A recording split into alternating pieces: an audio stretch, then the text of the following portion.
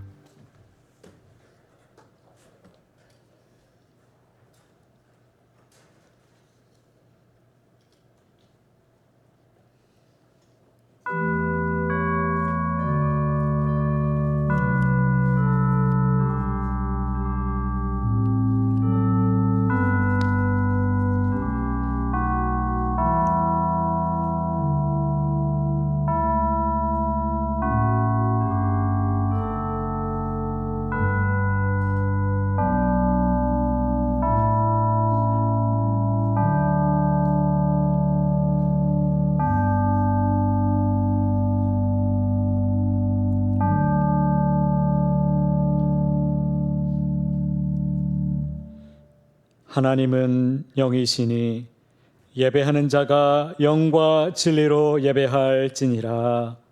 아멘.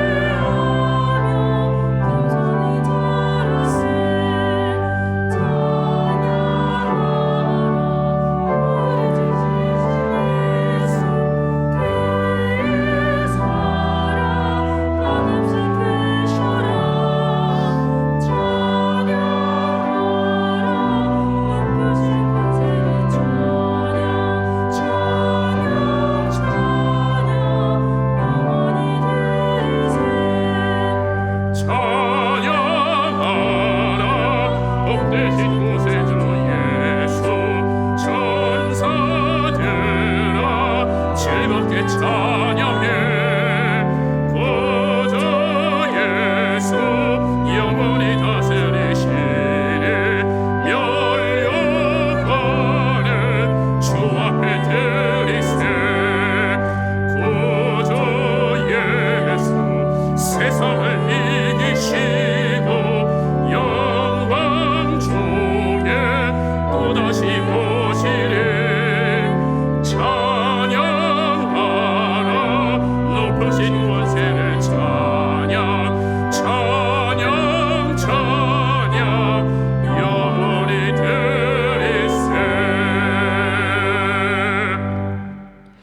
성시교독은 교독문 54번 시편 126편입니다.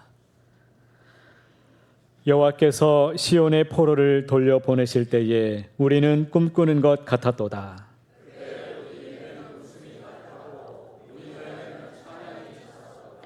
그때에 문나라 가운데에서 말하기를 여호와께서 그들을 위하여 큰 일을 행하셨다 하였도다.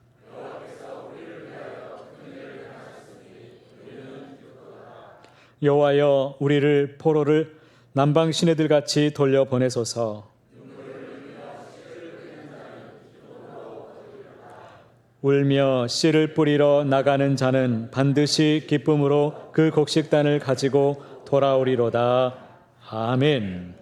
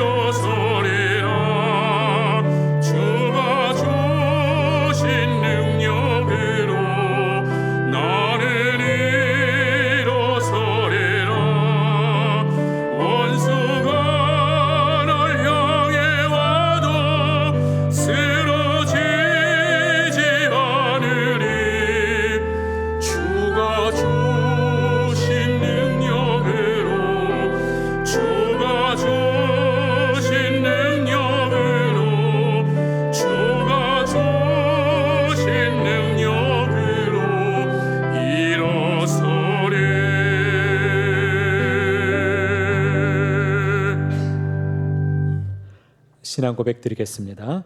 나는 전능하신 아버지 하나님 천지의 창조주를 믿습니다. 나는 그의 유일하신 아들 우리 주 예수 그리스도를 믿습니다. 그는 성령으로 잉태되어 동정녀 마리아에게서 나시고 본디오 빌라도에게 고난을 받아 십자가에 못 박혀 죽으시고 장사된 지 사흘 만에 죽은 자 가운데서 다시 살아나셨으며 하늘에 오르시어 전능하신 아버지 하나님 우편에 앉아 계시다가 거기로부터 살아있는 자와 죽은 자를 심판하러 오십니다. 나는 성령을 믿으며 거룩한 공교회와 성도의 교제와 죄를 용서받는 것과 몸의 부활과 영생을 믿습니다. 아멘.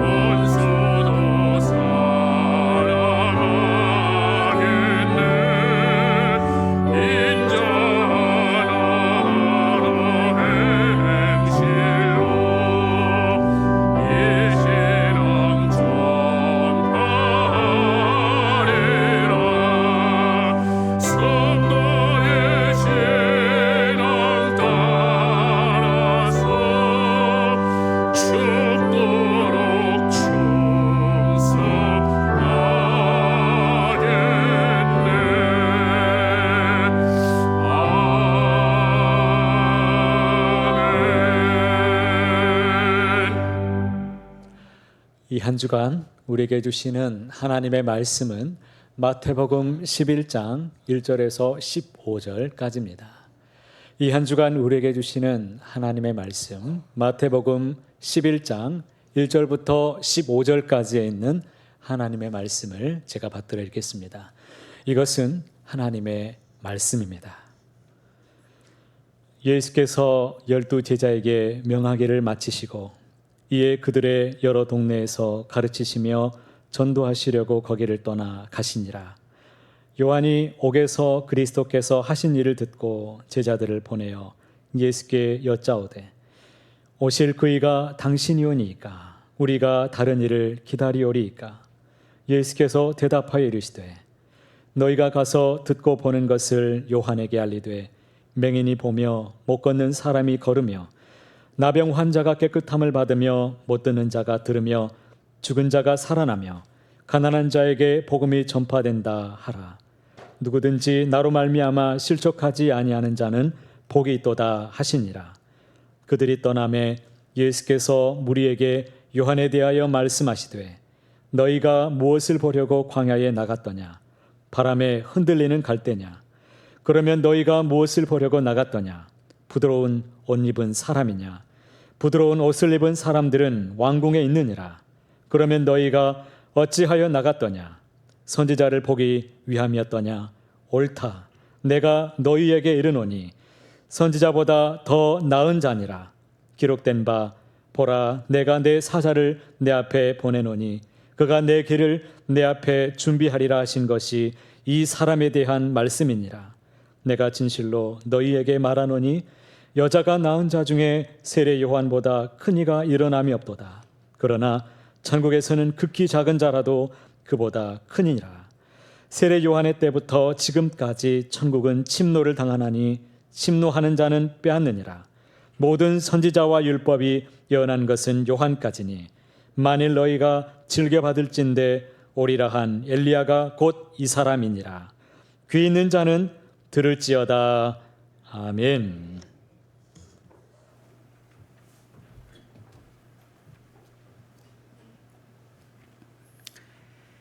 사랑과 은혜가 충만하신 하나님 아버지, 삶의 여정에서 항상 붙들어 주시고 어떠한 고난 중에서도 우리를 주님의 피난처 안에 거하게 하심에 감사를 드립니다. 주님이 우리의 아버지 되심이 너무도 기쁩니다. 그 기쁨이 세상의 어떤 것과도 바꿀 수 없는 우리의 가장 큰 보배임을 주님 앞에 고백하오니 우리와 항상 함께하여 주시고 우리를 잡으신 그 손 놓지 말아 주옵소서. 우리의 이 예배가 온전히 하나님의 임재를 기다리고 체험하고 확신하는 예배가 되게 하옵소서. 이곳에서 전심을 다하고 찬양하고 경배하며 간절히 주님만 바라보게 하옵소서. 주님 앞에 고백합니다. 말씀 묵상을 더디했습니다. 기도하며 주님의 뜻을 찾기에 게을렀습니다. 주님의 뜻을 들었으나 행동하기에 머뭇거렸습니다. 주여 용서하여 주옵소서. 진심으로 회개하오니 우리를 긍휼히 여겨 주옵소서. 이제는 성령 하나님께서 우리 안에 임재하심으로 다시 일어서게 도와주옵소서. 다시 기도에 열심을 갖게 하시고 말씀을 묵상하고 들음으로 예수님의 꿈을 함께 꾸게 하여 주옵소서. 그리고 그 꿈이 우리의 비전이 되게 하여 주옵소서. 삶의 한가운데서 길을 잃지 않게 하시고 오직 예수님만 따라가게 하옵소서. 시시때때로 기도와 말씀 묵상이 삶 속에서 살아 움직이게 하시고 주님의 명령대로 행하며 진정한 빛과 소금의 역할을 잘 감당하게 도와주옵소서. 세상의 유혹에 휘둘리지 말고 오직 주님 안에 거하게 하옵소서. 예수님만이 우리의 참구주시오니 그 믿음 절대로 변하지 않게 하여 주옵소서. 삶의 목표가 오직 예수님만 따르며 사는 것임을 잊지 않게 하시고 세상의 모든 명예와 헛된 욕망에서 벗어나게 하옵소서. 주여 간절히 빌고 원하오니 오늘 이곳에 성령 하나님께서 임하셔서 우리 안에 거하사 예배하는 자 모두가 예수님만 따르게 하시고 주님께서 부르실 때에 가장 필요한 도구로 사용하여 주옵소서. 삶을 귀하게 여기게 하시고 가슴이 뜨거워지게 하옵소서. 몸이 아픈 성도가 있습니다. 마음이 아픈 성도도 있습니다. 어떤 성도는 재정의 곤란함으로 시리에 빠진 성도도 있습니다. 항상 우리와 함께하여 주시는 하나님, 우리의 구세주 되시는 주님, 회복시켜 주옵소서. 회복시켜 주옵소서.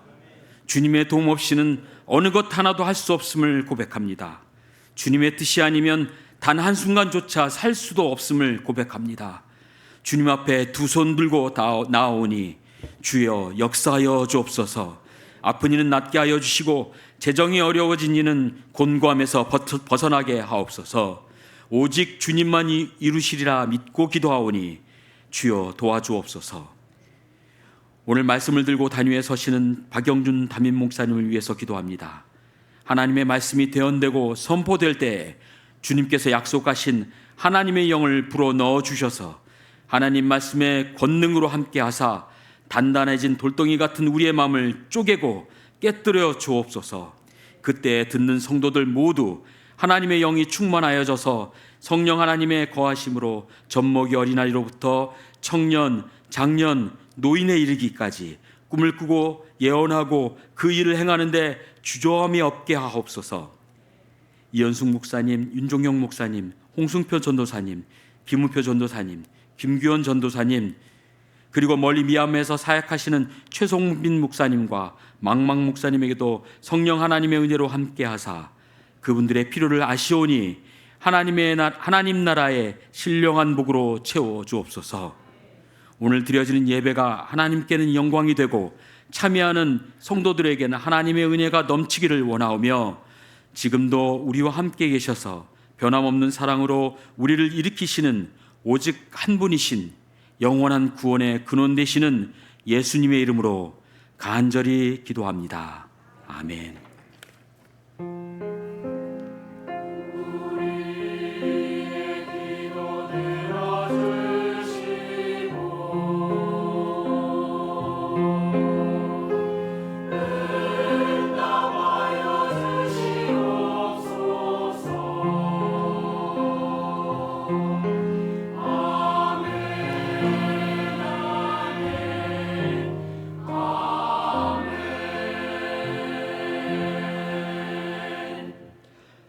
하나님께 봉헌 드리겠습니다.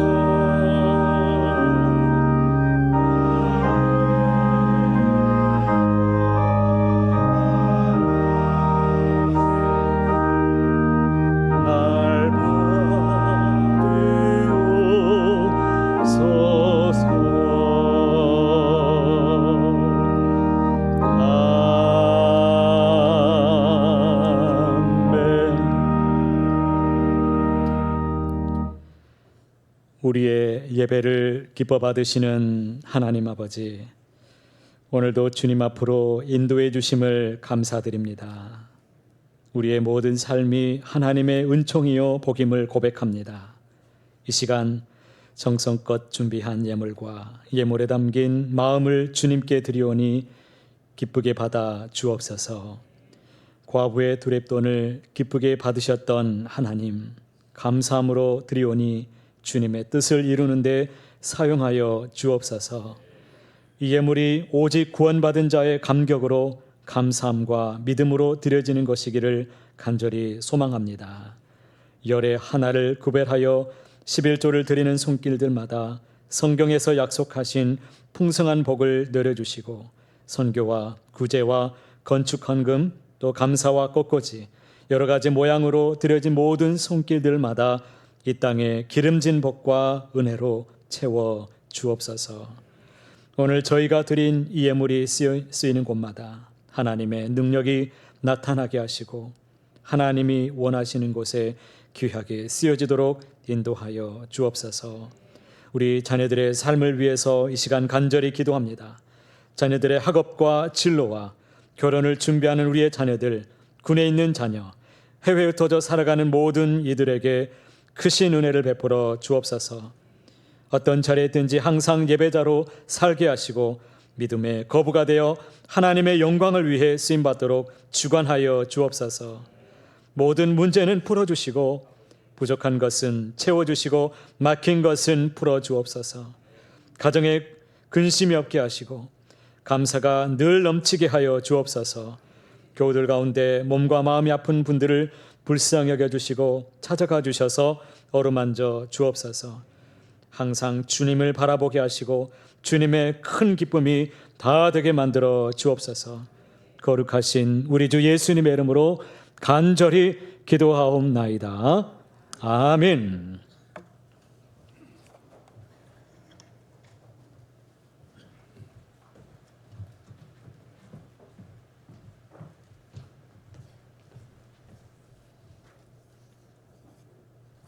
할렐루야. 네, 반갑습니다. 예수를 바라보자 주님이 주신 믿음의 표대로 항상 믿음으로 전진하며 살아가시는 우리 모두가 되시기를 간절히 소망합니다. 새로 오신 분들을 주 안에서 환영합니다. 아직 등록하지 못하신 가정 또 개인이 있으시다면 꼭 등록하시고 함께 믿음 생활 잘 감당할 수 있게 되기를 간절히 소망합니다. 새로 등록한 우리 성도가 있는데요. 2부에 우리 피아니스트 이제 오자마자 등록하겠다라고 이미 했고요. 우리 김다운 청년 한번 자리에서 잠깐 일어나 주세요. 네. 네. 감사합니다. 함께 믿음 생활 잘 감당할 수 있도록 서로 사랑하고 위해주고 또 위로해주는 아름다운 믿음의 여정 되시기를 소망합니다. 하가다 추첨이 오늘 이제 드디어 오후 찬양 예배 시에 있습니다. 우리 성도님들 많이 참석해 주신 분들이 계시는데요. 오늘 오후 찬양 예배에 꼭 참여하셔서 푸짐한 선물을 다 받아가시기를 바랍니다. 네. 수요 예배도 굉장히 중요합니다. 주중에 예배 생활에도 힘써주시고 이번 주 구역 특송은 3구역과 4구역에서 담당해 주시겠습니다. 가을 대신방이 계속 이어지고 있습니다. 가정 돌보미로 사역 중에 있습니다. 위에서 기도하시고 기도로 또 해당되는 구역들 준비해 주시기 바랍니다. 출근길 전도 이번 주 목요일 오전 8시 상수역에서 있습니다. 교회에서 7시 50분에 출발합니다. 금요 심야 기도회가 이번 주 금요일에 있습니다. 저녁 9시에 어디에서? 이 자리에서 있습니다. 금요 기도회가 바라기는 우리 성도님들이 또 때로는 묵상으로 기도도 중요하지만 뜨겁게 부르짖는 기도 역시 중요합니다. 마음에 무거운 짐들 또 가지고 있는 소원들 자녀를 위한 간절히 쏟아붓는 그런 기도가 이 자리에서 넘치고 있으니까 꼭 참여하시기를 바랍니다. 네, 우리 항존직 수련회가 예고되었습니다. 10월 8일 주일 그리고 다음 9일 월요일까지 1박 2일간 십자수 기도원에서 진행될 예정입니다. 위에서 기도해 주시길 바랍니다. 매일 묵상과 공동 합심 기도로 여러분들 또 개인적으로 영성 생활에 더욱 힘써 주시고 가을에 풍성한 열매가 가득하기를 간절히 축복합니다.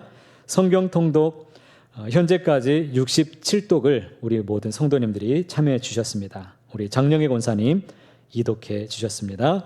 모임 광고 참조해 주십시오. 교우 소식 중에 아주 좋은 소식이 있습니다. 최재환 집사님, 오미주 권사님 가정에서 장녀 송우양 결혼식이 예식이 있습니다. 23일 토요일, 이번 주 토요일입니다. 오후 4시 40분 규스당 웨딩홀에서 있습니다. 교회에서 출발은 오후 4시에 정확하게 출발합니다. 자, 107회 총회가 있는데요. 주보에 광고는 빠졌지만 20일 수요일부터 22일 금요일까지 있습니다. 이날 우리 교회에서 한광석 장로님이 대표로 총대로 참여하게 되시는데요. 함께 기도로 동참해 주시길 바랍니다. 이 시간 서로 축복하는 시간을 갖도록 하겠습니다. 여러분을 향하신 서로 함께 바라보시면서 미소를 띄우고 함께 축복합니다. 여러분을 향하신 하나님의 인자하심이 그곳 도다 그시도다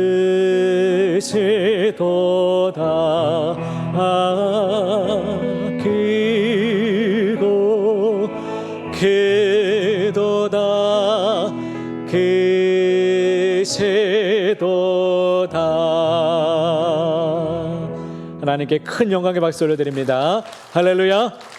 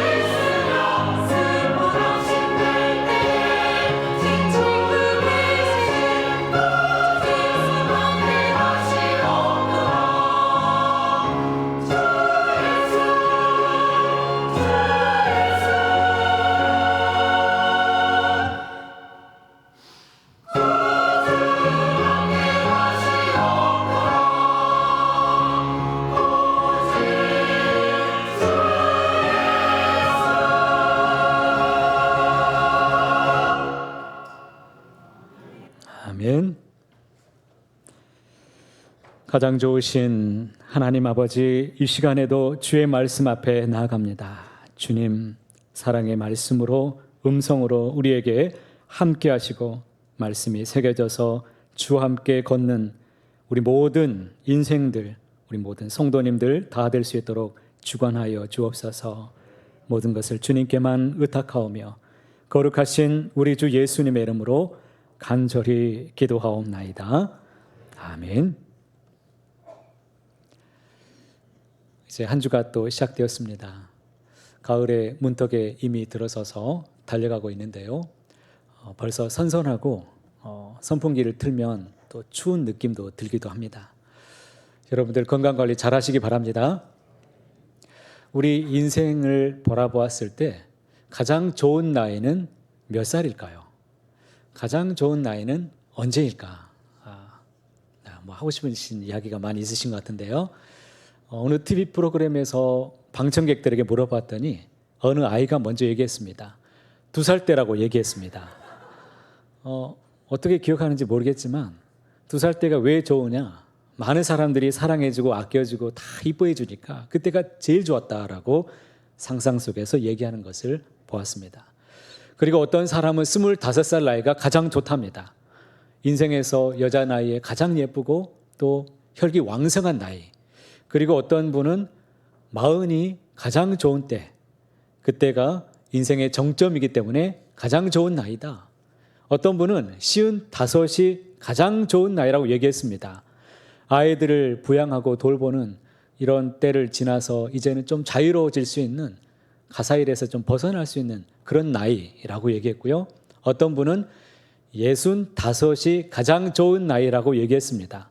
은퇴하고서 이제 자유롭게 이제 좀 생활할 수 있다라고 얘기했습니다.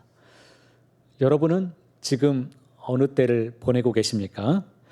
그런데 방청객 가운데에서 나이가 가장 많은 어떤 할머니 한 분이 얘기를 이렇게 했습니다. 모든 나이가 다 좋은 나이지요. 지금 여러분의 나이가 주는 그런 즐거움을 마음껏 즐기세요 라고 얘기했습니다. 참 의미심장한 얘기죠. 여러분은 지금 인생에서 어떤 때를 보내고 계십니까?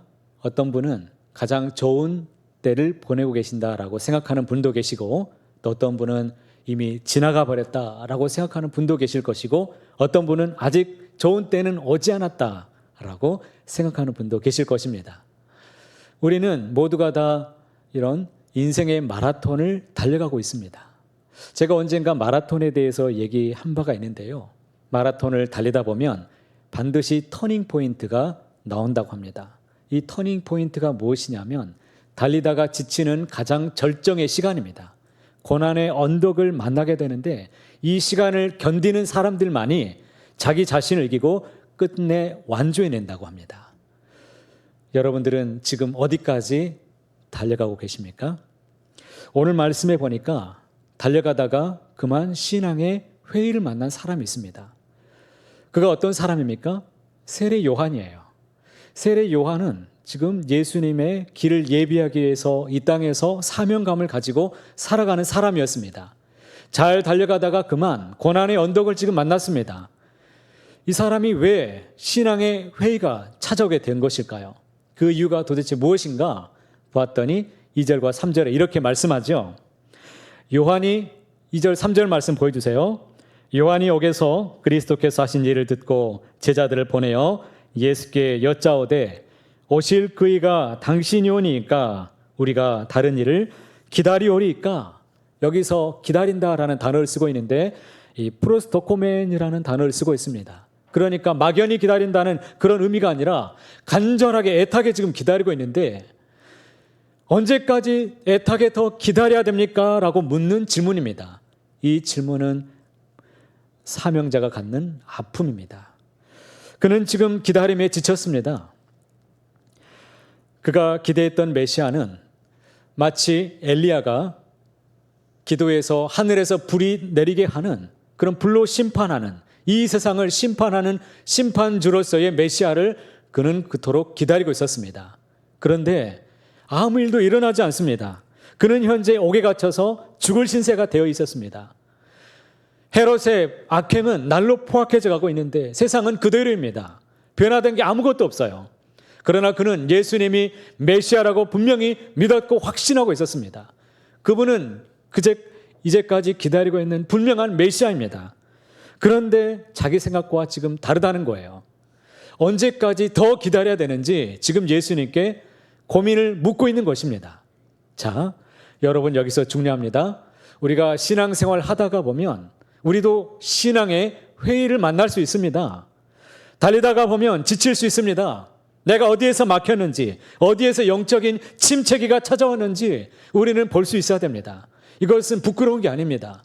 이것을 가지고 정직하게 하나님께 물을 수 있어야 됩니다. 그럴 때 요한이 정직하게 자기 문제 앞에 대면했을 때 예수님께로부터 대답을 그가 받게 되었습니다. 예수님이 뭐라고 대답하십니까? 4절과 5절 말씀에 보니까 예수께서 대답하여 이르시되 너희가 가서 듣고 보는 것을 요한에게 알리되 맹인이 보며 못 걷는 사람이 들으며 나병 환자가 깨끗함을 받으며 못 듣는 자가 들으며 죽은 자가 살아나며 가난한 자에게 복음이 전파된다 이렇게 말하라는 것입니다. 이것은 이사야 선지자가 구약에서 예언했던 내용인데요. 메시아가 오게 되면 메시아의 표적 6가지에 대한 표적에 관한 말씀을 들려주고 있습니다. 이 말씀의 예언이 지금 메시아, 그러니까 예수님의 사역을 통해서 지금 이루어지고 있다, 성취되었다. 그것을 지금 예수님께서 그대로 보여주고 있습니다.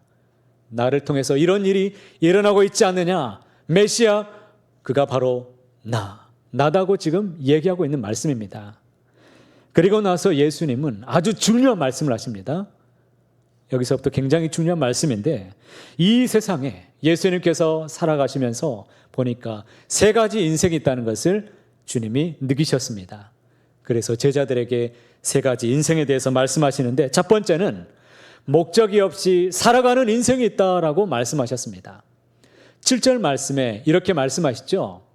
그들이 떠남에 예수께서 무리에게 요한에 대하여 말씀하시되 너희가 무엇을 보려고 광야에 나갔더냐? 바람에 흔들리는 갈대냐? 무슨 말씀입니까? 이 세상에 바람에 흔들리는 갈대와 같은 인생이 있다는 것입니다. 목적이 없이 살아가는 사람들이 있다는 거예요. 오늘날 많은 기독교인들, 우리의 모습은 여러분 어떻습니까?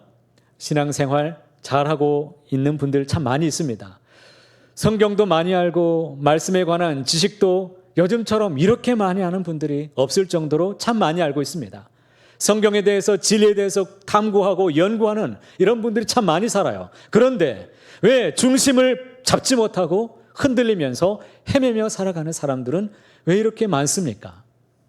하나님과 세상 사이에서 이리저리 왔다 갔다 하는 우리의 모습은 여러분은 어떻습니까? 열왕기상 18장 말씀해 보면 엘리야가 이 백성들 앞에서 소리질러 외치죠. 너희가 어느 때까지 이 두 사이에서 머뭇머뭇하려느냐? 여호와가 만일 하나님이면 그를 쫓을 것이고 바알이 하나님이면 그를 쫓을 것이니라 물으니까 백성이 아무 말도 대답하지 못합니다. 왜 그렇습니까? 갈대와 같은 인생이기 때문이죠. 목적이 없기 때문에 여기도 좋고 저기도 좋으니까 그냥 좋은 대로 살아가는 거예요. 복을 준다고 하면 그 길이 좋은 걸로만 보여지는 인생입니다. 직장에서 자타가 진급 1순위라고 인정하는 그런 집사님이 계셨습니다. 그런데 실제로 보니까 진급 심사에서 진급은커녕 이 보직 해임 대상자가 되었습니다. 사람들이 깜짝 놀랐어요. 믿음 좋은 집사님이기 때문에 앞으로 저분이 어떻게 반응할 것인지 초미의 관심사를 두고 사람들이 지켜봅니다. 여러분, 어려운 일 만날 때는 여러분 너무 많이 지켜보지 마세요. 당사자는 너무 힘들죠. 그는 한동안 무너진 자존심, 그리고 이 절망감, 좌절감, 불명예 때문에 너무 힘들게 버티며 살아가고 있습니다. 게다가 상사가 능력을 증명해 보이라고까지 다그치니까 얼마나 여러분이 힘들겠습니까? 세상살이 녹록하지 않습니다. 세상에서 이렇게 살아남기 위해서 얼마나 몸부림치며 살아가는 사람들이 얼마나 많겠습니까? 그가 고민에 빠집니다. 내가 이제 일을 그만둬야 되나? 이제 이직을 좀 해야 되겠구나. 이런 생각을 가지면서 그래도 내가 교회 다니는데 집사인데 기도를 좀 해봐야지. 기도만 하면은 자꾸 강단에서 주시는 말씀, 내게 주는 말씀이 뭐냐면 자꾸 인내하라는 말씀을 자꾸 주십니다.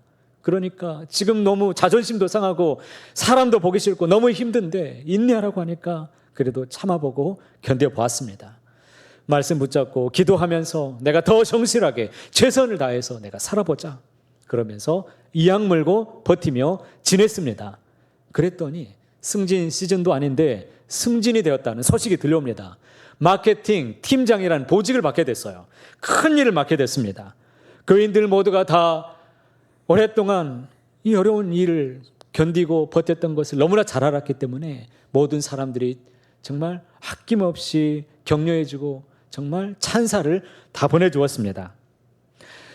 세상 살다 보면 이렇게 당신의 능력이 무엇인지 증명해 보이라고 하는 이런 수많은 이런 쓰나미처럼 밀려오는 시험들이 끊임없이 밀려오게 될 것입니다.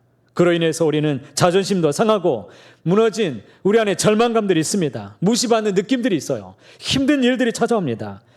그로 인해서 방황하는 인생이 되기 쉽습니다. 하지만 그러나 내가 왜 사는가를 아는 사람은 이 고난의 언덕에서도 정말 절정의 시간에 이르겠지만 그러나 그 시험을 잘 이기며 감당해 내더라는 거예요. 여러분, 저와 여러분에게 지금 이 순간 필요한 것이 과연 무엇이겠습니까? 그냥 인생을 살아가는 것이 아니라 인생의 목적, 내가 왜 사는가? 이 시간 내가 왜 예배하는가? 내가 왜 주님을 따르는가? 내가 왜 주님 앞에서 살아가는가? 내가 왜 예배하는가? 이것을 분명하게 목적을 바로 하고 주님을 따라가시기를 축복합니다. 그런 사람은 여러분 어떠한 위기가 와도 시험이 와도 저는 반드시 믿습니다. 흔들림 없이 여러분들 살아가게 될 줄로 저는 분명히 믿습니다. 그러한 인생 되기를 축복합니다. 두 번째는 예수님께서 두 번째 인생이 있는데 어떤 인생이냐? 목적은 있는데 잘못된 목적을 가지고 살아가는 사람이 있다. 잘못된 목적으로 살아가는 사람이 있다는 거예요. 8절 말씀에 이렇게 기록하고 있습니다. 같이 함께 읽어보실까요?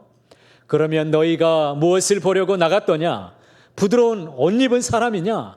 부드러운 옷을 입은 자들은 왕궁에 있느니라. 당시에 이 옷은 신분과 계급을 잘 보여주는 그런 상징물이죠. 수단입니다. 그러니까 인생의 목표가 부드러운 옷 입는 것이 유일한 전부인 사람들이 많이 있습니다.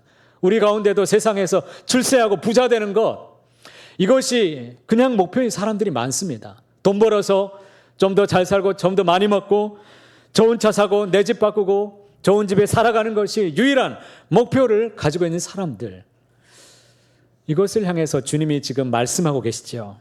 여러분, 우리 기독교인들 가운데도 잘못된 목적을 가진 사람들이 참 많이 있습니다.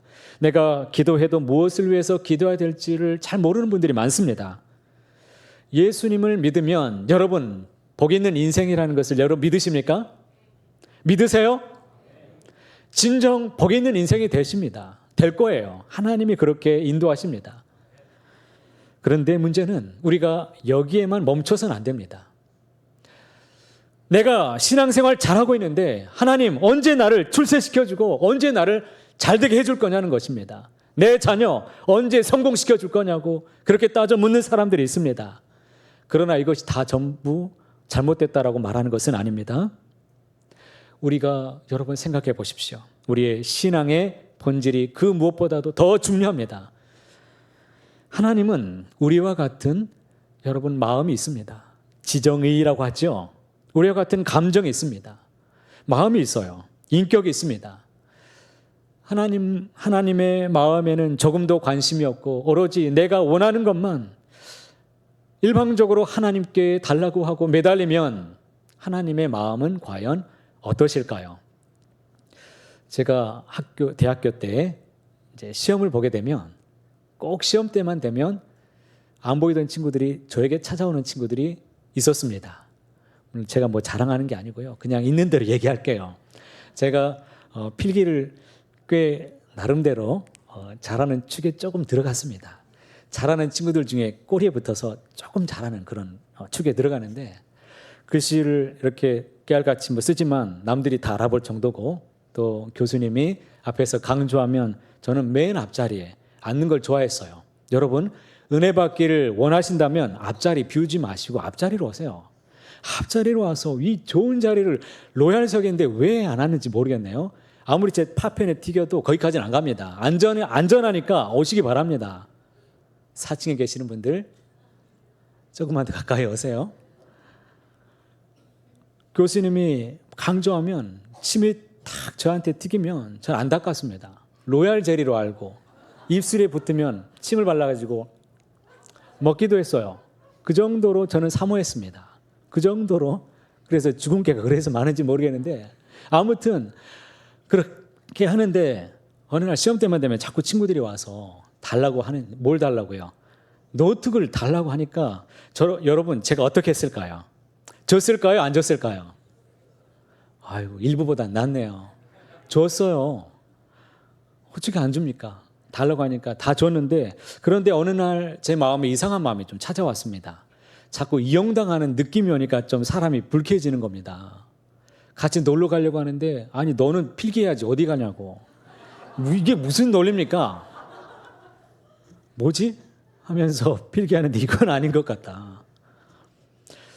여러분, 그러면서 제가 기도에 들어갔습니다. 어떻게 해야 됩니까? 정말 너무 답답해서 기도를 해보았는데 아프냐? 나도 아프다. 당시에 제가 다모를 봐서 그런 음성이 들리는지 모르겠는데 하나님 어떻게 해야 됩니까? 라고 물었는데 불쌍하지 않냐? 라고 물어보십니다. 불쌍하지 않네요. 참 생각해 보니까 불쌍한 겁니다. 그래, 같이 먹고 살아야지 하면서 열심히 기록하고 나누어주고 다 그냥 줬습니다. 그런데 제 마음속에 다가오는 마음이 무엇이냐면 하나님의 마음을 제가 조금 느꼈습니다. 많은 사람들이 하나님의 마음에는 조금도 관심이 없고 자기의 필요만 오로지 자기의 이기적인 욕망만을 채우기 위해서 찾아온다면 우리 주님의 마음은 어떠실까? 그런 마음이 그 당시에 많이 들었습니다. 서점에 가보면 오래전부터 이 어린이 처세술로 이 책들이 가득히 즐비합니다. 서점에는 어른들의 이 처세술을 동화책으로 엮어가지고 아이들에게 자기 개발서를 어린이 개발서로 만들어가지고 보급하고 지금 넘칩니다. 어린이 캠프에서는 아이들에게 재테크를 가르쳐줍니다. 아이들에게 처세술, 돈 버는 기술, 어떻게 하면 성공할 것인지, 어떻게 하면 공부를 잘할 수 있는 것인지 이런 것들을 먼저 가르칩니다. 이게 최우선 가치가 되었어요. 자라나는 미래의 꿈나무인 우리 아이들의 동심을 지금 망가뜨리고 있는 것이죠. 초등학교 4, 5, 6학년 아이들 대상으로 질문을 했습니다. 이제 장래 희망, 직업을 선택하는 데 있어서 기준이 무엇인가? 가장 중요한 기준이 무엇이냐고 물어봤더니 아이들의 가장 많은 대답이 무엇이냐면 뭐니 해도 뭐가? 머니. 돈이 최고라는 거예요. 인생에 돈이 전부라는 겁니다. 돈을 밝힙니다, 아이들이. 거기에다가 최고의 직업은 무엇이냐? 단연코 연예인이었습니다. 그런데 이 아이들의 81%는 너무나 안타깝게도 자기가 선택한 그 직업에 대해서 단 한 번도 교육을 받아본 적이 없다는 거예요. 그것이 무엇을 의미하는지조차 한 번도 들어본 적이 없다는 겁니다. 아이들에게 우리가 무엇을 가르쳐야 되겠습니까? 바른 교육? 정말 하나님을 경외하는 그런 교육을 우리가 가르쳐야 되지 않겠습니까? 여러분, 중산층에 대한 기준이 무엇인가? 어느 학자가 얘기하는 것을 제가 들어봤는데 영국의 중산층의 기준이 무엇인 줄 아세요? 다음과 같습니다. 첫 번째는 페어플레이를 할 것. 두 번째, 자신의 주장과 신념을 가질 것.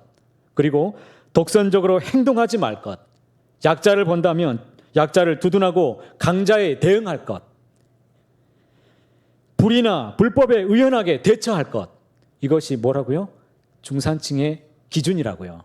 미국은 더합니다. 자신의 주장에 떳떳할 것. 중산층이 되려면 사회적인 약자를 도울 것, 부정과 불법에 저항할 것, 정기적으로 받아보는 비평지가 있어야 될 것. 이것이 그 사회 중산층의 개념이고 기본이라는 겁니다. 프랑스는요, 외국어를 하나 정도는 할 수 있어야 됩니다. 그리고요, 직접 즐기는 스포츠가 있어야 됩니다. 다룰 줄 아는 악기가 있어야 될 것, 그리고 손님을 집에 초대했을 때 자신 있게 할 수 있는 요리가 있어야 될 것, 공분에 의연히 참여할 수 있어야 될 것, 약자를 돕고 봉사활동을 꾸준히 해야 될 것. 여러분 좀 놀랍지 않습니까? 우리나라의 그러면 중산층의 기준이 무엇일까요? 부채 없는 아파트 30평 이상 소유할 것, 월급여 500만 원 이상, 자동차는 2000cc급 이상의 중형차를 보유해야 중산층이라고 인정해 줍니다. 예금액 잔고는 1억 원 이상 보유할 수 있어야 됩니다. 해외여행은 1년에 한 번 이상은 다닐 수 있어야 됩니다. 이것이 우리나라의 중산층의 기본입니다. 저는 해당이 전혀 안 되네요. 여러분, 잠언 16장 9절에 보니까 이렇게 말씀합니다. 함께 읽어보실까요? 사람이 마음으로 자기의 길을 계획할지라도 그의 걸음을 인도하시는 이는 여호와이시니라. 여러분, 우리가 아무리 마음에 작정하고 내가 원하는 것을 구할지라도 그 걸음을 인도하시는 주님이 우리와 함께 계시지 않는다면 무슨 소용이 있겠습니까? 우리 길을 인도하시는 주님과 함께 걸어가시기를 축복합니다. 주님 안에서 인생의 참된 목적, 내가 왜 사는가를 아는 이 사람은 어떤 풍파가 와도 고난이 와도 인생에 큰 위기가 온다 할지라도 우리는 넘어갈 수 있게 될 줄로 믿습니다. 주와 함께 걷는 저와 여러분 되시길 축복합니다. 세 번째로 예수님께서 이 세상에 어떤 인생이 있느냐? 세 번째는 잘 들으십시오. 사명을 가지고 살아가는 인생이 있다라고 말씀하십니다. 그 말씀이 9절에 있는데 이 말씀도 함께 읽어봅니다. 그러면 너희가 어찌하여 나갔더냐? 선지자를 보기 위함이었더냐? 옳다. 내가 너희에게 이르노니 선지자보다 더 나은 자니라. 지금 선지자보다 더 낫다고 하는 이 사람이 누구입니까? 세례 요한이에요. 지금 예수님이 누구를 칭찬하고 있습니까? 세례 요한을 지금 칭찬하고 있습니다. 비록 그가 실수는 있었습니다. 신앙생활 하다가 그 역시 회의에 빠졌습니다. 약간의 갈등은 있었어요. 하지만 그는 어떤 사람이었습니까? 사명을 아는 사람, 인생의 목적, 바른 목적을 알고서 그것을 살아내는 사람이었다는 것입니다. 이 땅에서 눈물 있는 사람이었습니다. 어떤 눈물, 어떤 사명? 예수님이 메시아라고 사람들에게 전해주고 전파하면서 비록 모든 이 삶의 기득권을 다 내려놓고서 예수님의 길을 예비했던 사람이었습니다. 그렇기 때문에 예수님이 그를 칭찬하죠. 그는 모든 선지자보다 많은 선지자들이 예수님에 대해서 메시아를 예언하였지만 그는 가장 가까이에서 예수님을 만났고 그 예수님을 직접 증언하는 사람이었습니다. 이 사명 때문에 그가 죽을 위기까지 되었는데도 그는 그 자리에서 목숨을 구걸하지 않습니다. 세상 바꿔보겠다고 자기가 목숨을 버릴 각오를 하고 거기서 험난한 길을 선택한 사람이었습니다. 메시아를 증언하면서 세상의 불의와 싸우고 있는 사람이었습니다. 비록 세례 요한이 그 과정에서 위기도 찾아왔습니다. 기다림에 지쳤습니다. 언제 하나님의 나라가 이루어질지, 메시아가 언제 일어나서 큰 일을 이루실지 그가 기대했던 소망이 아니었지만 비록 우를 범하게 됐지만 예수님은 거기에 초점을 두지 않고 무엇을 보셨습니까? 그가 가지고 있는 사명, 그가 가지고 있는 그 마음의 중심을 주님이 보셨다라는 것입니다. 우리 안에도 주님이 찾으시는 것이 과연 무엇일까요? 내가 어떤 목적을 가지고 살아가는가? 이 사람이 어떤 삶의 비전을 가지고 그 목적을 위해서 살아가는 사람인가? 그것을 주님이 보고 계심을 여러분 기억하시길 바랍니다. 그렇다면 사명이라고 하는데 사명이 도대체 무엇입니까? 좀 사명이라고 하면 좀 위대한 사람들만 이루는 일들이라고 생각할 수 있는데 전혀 그렇지 않습니다. 일반적으로 생활하며 살아가는 우리의 삶 가운데에서 하나님이 내 개인에게도 원하시는 삶이 있다고 하는데 그 뜻을 과연 어떻게 내가 분별할 수 있고 어떻게 내가 그러면 인생의 바른 목적, 궁극적인 내 삶의 이유를 어떻게 찾을 수 있는가? 오늘 그 이야기를 몇 가지만 말씀을 드리고 맺기를 원합니다. 첫 번째, 여러분 사명을 어떻게 발견할 수 있을까요? 첫 번째는 내게는 부담스럽고 내게 뜨거운 것이 있다면 그것이 사명입니다.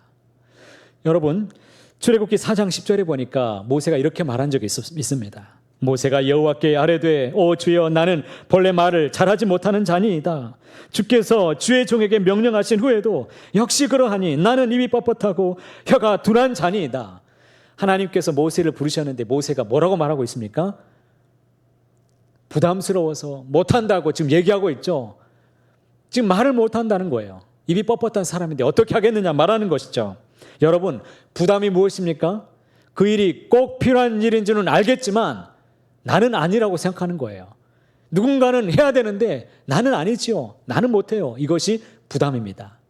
어떤 사람을 보게 되면 교회 학교 우리 아이들을 보면 마음에 부담감을 갖는 분이 있습니다. 또 어떤 사람은 전도대를 보면 부담감을 갖습니다. 어떤 사람은 찬양대를 보면서 마음에 부담감을 갖습니다. 어느 누군가는 해야 되는데 라는 마음을 갖습니다. 어려운 이웃을 보면 그 이웃을 보고 마음에 이상하게 부담감이 찾아오는 사람이 있습니다. 그리고 교회 생활, 예배 생활 잘하던 사람이 오늘날 보이지 않는다면 그 사람을 놓고서 부담감을 갖는 사람이 있습니다.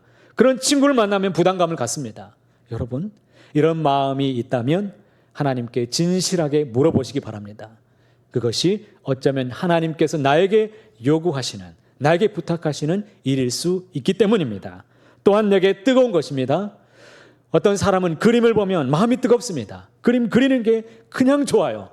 그리고 어떤 사람은 노래 부르는 것, 어떤 사람은 악기를 다루는 것, 또 어떤 이는 봉사를 하는 게 너무 뜨겁습니다. 꽃꽂이를 하면 너무나 행복한 사람이 있습니다. 가르쳐주는 것, 누구를 인도하는 것, 누구를 도와주는 일, 이런 일이 자기에게 너무나 좋은 사람이 있습니다. 그것은 무엇일까요?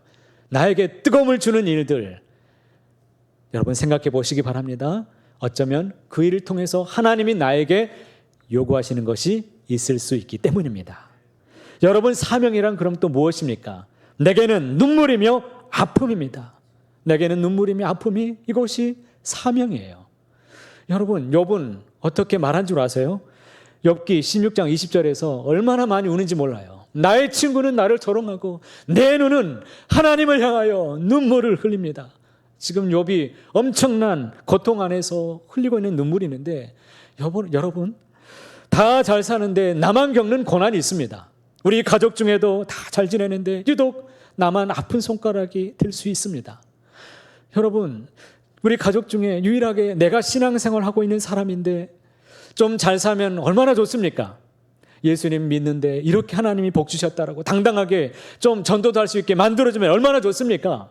그런데 살면서 위기가 오고 알 수 없는 어려움이 찾아옵니다. 말할 수 없는, 말 못할 일들이 찾아오고 고난이 오고, 그리고 내가 감당할 수 없는 그런 시험조차 밀려온다면 우리가 어떻게 감당해야 되는 것일까요? 왜 하나님은 우리에게 고통과 눈물을 허락하시는 것일까? 왜 아픔이 우리에게 찾아오는 것입니까? 저는 그 이유를 다 정확히 알지는 못하지만, 그러나 성경을 통해서 분명히 알고 여러분에게 전할 수 있는 것이 무엇이냐면, 우리가 고난을 당할 때 하나님은 결코 우리를 외면하지 않으신다는 겁니다. 우리가 고난을 만날 때 주님이 함께 하시고 길을 알려주시고 함께 동행하시고, 또 그 고난의 언덕을 능히 건널 수 있도록 피할 길도 주시고 능력을 주시고 힘을 주시고 믿음을 더해 주시는 분이심을 믿으시기를 바랍니다. 그 고난을 이겨내셔서 하나님이 궁극적으로 원하시는 일이 있다는 겁니다. 헨리 나우에는 그가 어떤 책을 썼냐면 상처 입은 자, 상처 입은 치유자라는 책을 썼어요. 그냥 상처 입은 자가 아니라 상처 입은 치유자라는 책을 썼는데, 이 책에 보면 상처를 입고 그것을 극복해낸 사람만이 그 상처를 치유할 수 있는 유일한 사람이다라고 말했습니다. 무슨 말입니까? 누구나 다 상처를 받고 살아갑니다. 하지만 그것을 주 안에서 극복해낸 사람만이 유일하게 그 문제를 치료할 수 있고, 그 문제를 당한 사람, 똑같이 그 어려움을 만나는 사람들에게 도움을 줄 수 있는 치유자가 될 수 있다는 것입니다. 세상에서 고난받는 것 죽기보다도 더 싫을 수 있습니다. 그러나 그 고난의 터널을 통과한 이후에 나에게 남는 것이 있습니다. 인생의 소중한 자원이 남게 되는 것이죠. 그 누구도 소유하지 못하는 인생의 소중한 자원, 이 자원을 통해서 같이 함께 고난당하는 그 사람을 끌어안아줄 수 있는 마음을 우리는 갖게 되는 것입니다. 가정의 아픔을 겪어보지 못한 사람은 가정의 아픈 마음을 갖고 있는 사람의 마음을 우리는 이해할 수 없습니다. 배고파 보지 못한 사람, 어찌 그 배가 고픈 사람의 마음을 다 헤아릴 수가 있겠습니까? 하나님은 우리의 인생의 이 자원을 통해서 오히려 더 크고 놀라운 일들을 이뤄가시기를 원하고 계신다는 것입니다. 가정에 아픔이 있는 분이 혹시 계십니까? 남모르는 눈물이 혹시 있는 사람이 있습니까? 여러분 기도해 보십시오. 그곳을 향하여 어쩌면 하나님이 나에게만 갖고 계시는 어떤 마음이 있으신지를 물어보시기 바랍니다.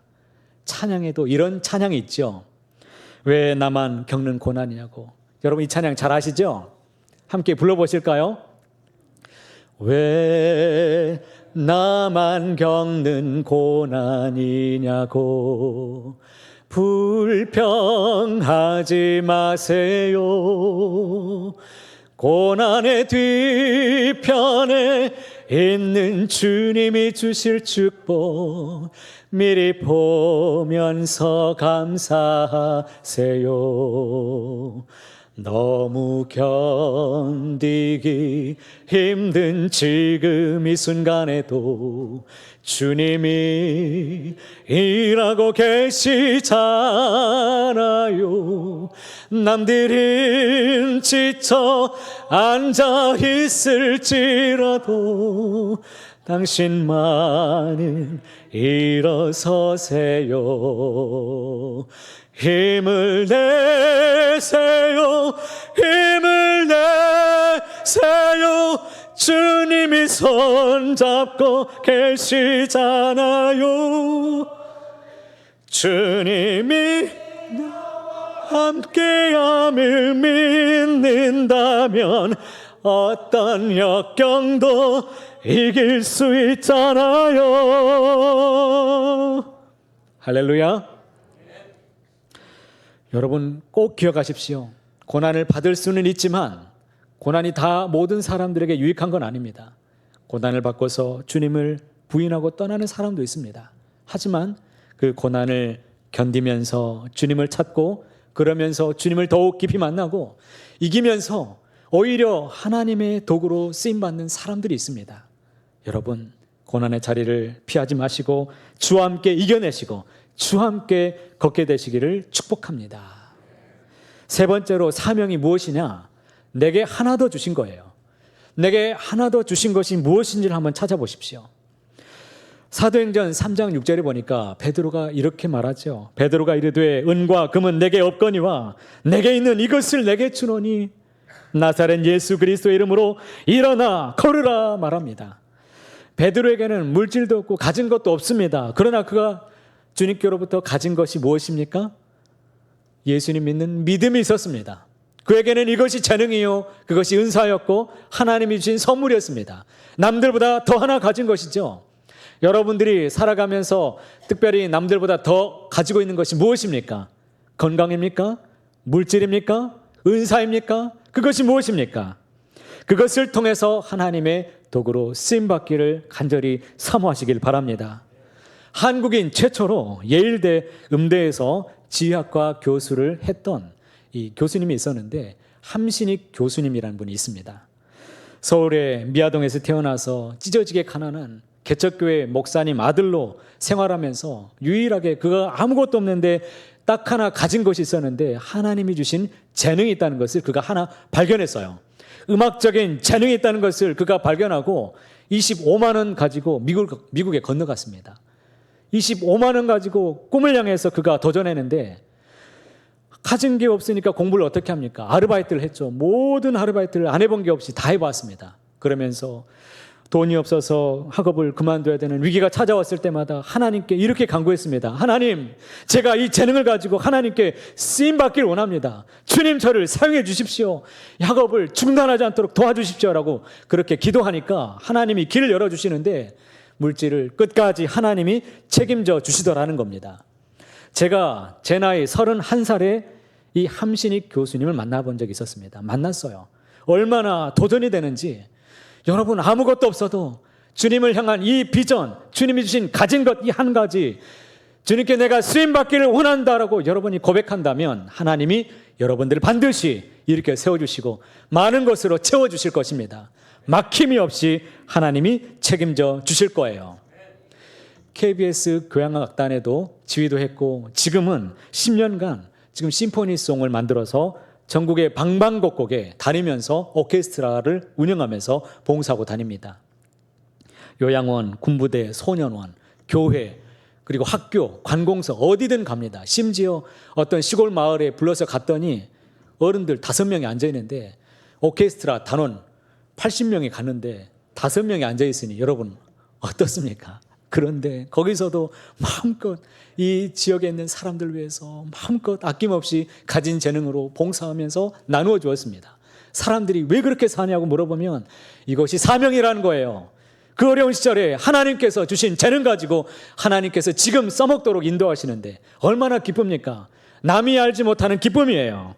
하나님이 나에게 이와 같이 하나 더 주신 것이 있다면 여러분 주님의 영광을 위해서 힘있게 살아보시기를 축복합니다. 내가 드릴 수 있는 게 가진 것 없고 내가 드릴 수 있는 게 이 몸밖에 없는데 그럼 어떻게 합니까? 여러분 그것도 좋습니다. 이 몸밖에 없어서 몸으로 봉사하시는 분들이 얼마나 많은지 모릅니다. 여러분들의 수고와 땀으로 눈물로 우리 교회가 평안하여 든든히 세워져 가고 있음을 믿으시기를 바랍니다. 꼭 기억하십시오. 여러분 이제 말씀을 맺겠습니다. 서두에도 말씀을 드렸습니다. 여러분은 지금 현재 어떤 인생을 살아가고 계십니까? 가장 좋은 때는 지나가 버렸습니까? 아니면 좋은 때는 오지 않았습니까? 주님과 함께 만나고 동행하는 지금 이 순간이 가장 좋은 때인 줄 믿습니다. 예수님이 가시는 길을 우리도 따라가야 됩니다. 저는 이 한 절 말씀을 보면서 너무 감격을 받습니다. 1절 말씀인데 함께 읽어보실까요? 예수께서 12 제자에게 명하기를 마치시고 이에 그들의 여러 동네에서 가르치시며 전도하시려고 거기를 떠나 가시니라. 주님이 가시는 길이 어떤 길일까요? 저와 여러분을 구원하고 살리는 길, 더 많은 사람들을 위해서 구원해내기 위해서 가시는 길이었습니다. 우리도 세상에서 주님의 길을 따라가는 제자의 길을 걸어가기를 축복합니다. 우리는 주님을 따라가는 사람들이죠. 이것이 사명입니다. 내가 무엇을 해야 될지 모르겠다. 주님의 길을 따라가면 그것이 우리의 사명인 줄 믿습니다. 그냥 예배하고 돌아가지 말고 내게 주어진 그 자리에서 두 눈 부릅뜨고 인생의 목적을 바로하고 주와 함께 동행하는, 그래서 큰 기쁨을 항상 맛보시는 저와 여러분 모두가 다 되시기를 높으신 주님의 이름으로 간절히 소원합니다. 거룩하신 하나님 감사합니다. 우리 인생에는 아직 목적이 없이 살아가는 사람도 있고 잘못된 목적을 가지고 살아가는 사람도 있습니다. 하지만 주님께서 원하시는 참된 목적을 가지고 사명을 따라 살아내는 그런 인생 될 수 있도록 우리를 붙잡아 주시옵소서. 주님의 길을 걷게 하여 주시고 주와 함께 걸으며 주께서 우리에게 부탁하시는 그 일들을 통해 하나님의 영광이 되고 우리의 삶 속에서도 큰 기쁨이 되며 교회를 세우고 이웃을 살리는 도구로만 우리를 사용하여 주옵소서. 몸이 건조한 인생 되지 않게 하시고 항상 목적을 생각하고 주와 함께 늘 걸어가는 우리 모든 인생 될 수 있도록 인도하여 주옵소서. 주님께 모든 것을 의탁하오며 거룩하신 우리 주 예수님의 이름으로 간절히 기도하옵나이다. 아멘.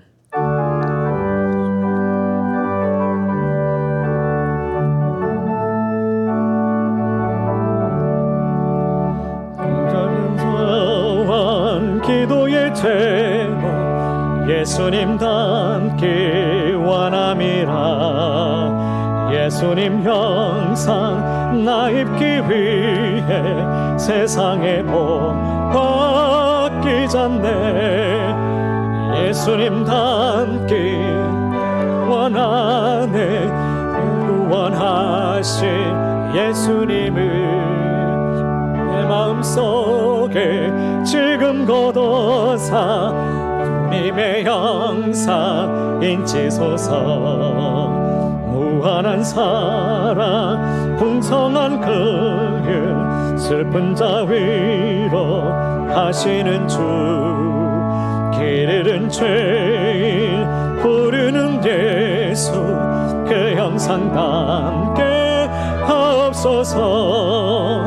예수님 닮기 내가 원하네.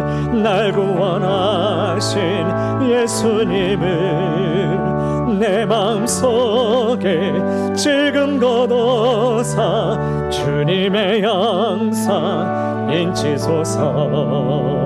겸손한 예수 거룩한 주님 원수의 멸시 참으시사 우리를 위해 고난을 받은 구주를 닮게 하옵소서.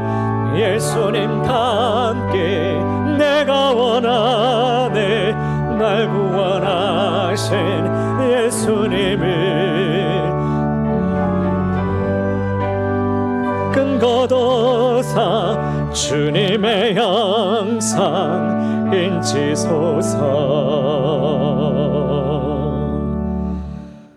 이제는 우리 주 예수 그리스도의 은혜와 하나님 아버지의 크신 사랑하심과 성령님의 교통하심이 우리의 인생길 앞에 어떤 고난의 언덕에서도 믿음으로 살아가며 주와 함께 이겨내고 주와 함께 걸으며 주의 길을 걸어가기를 소원하는 서강의 모든 식구들과 이 나라와 민족과 해외 선교지 위에 고통받는 모든 열방과 이웃들 위해 이제와 영원토록 함께 하옵시기를 간절히 축원하옵나이다. 아멘.